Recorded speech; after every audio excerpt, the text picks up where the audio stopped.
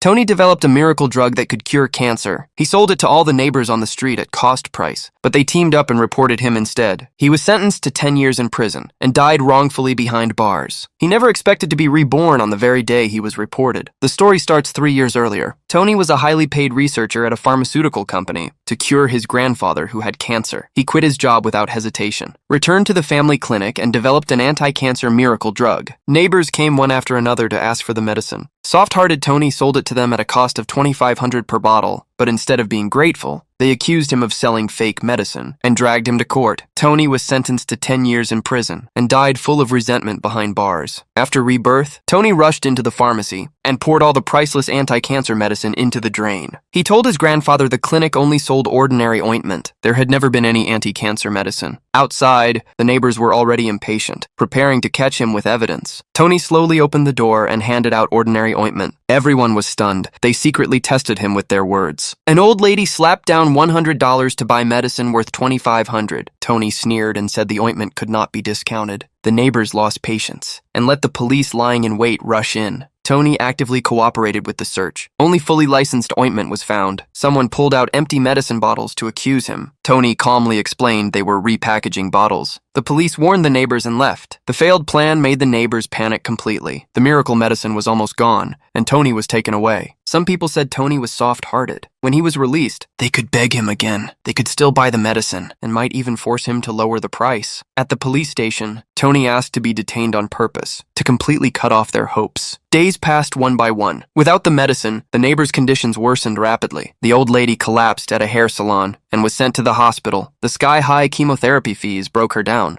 An old man was still bragging at the chess table about how to spend the money he saved. The next second, he foamed at the mouth and collapsed. Panic spread quickly. Without the medicine, everyone was like ants on a hot pan. They finally realized how stupid their actions were. Driven by the desire to survive, they turned on each other, blaming one another, and vented their anger on the mastermind, smashing his house into a mess. With no way out, they grouped together again, rushing to the police station to stage a mass withdrawal of accusations, crying and begging the police to release Tony, facing their ugly faces. Tony felt only ridicule. He pretended he did not want to leave, forcing them to kneel, apologize, and make a scene. The mastermind knelt heavily and kowtowed in public, begging for medicine for his son. Watching them lose all dignity, Tony slowly walked out under police persuasion. He reminded himself that doctors must save lives. People still had to be saved, but this time he would save lives and make money. Back at the clinic, facing neighbors begging for medicine, Tony showed a meaningful smile. This time he would not be soft-hearted. He would personally tear off the hypocritical masks of these ungrateful wolves and make them pay the price for greed and betrayal.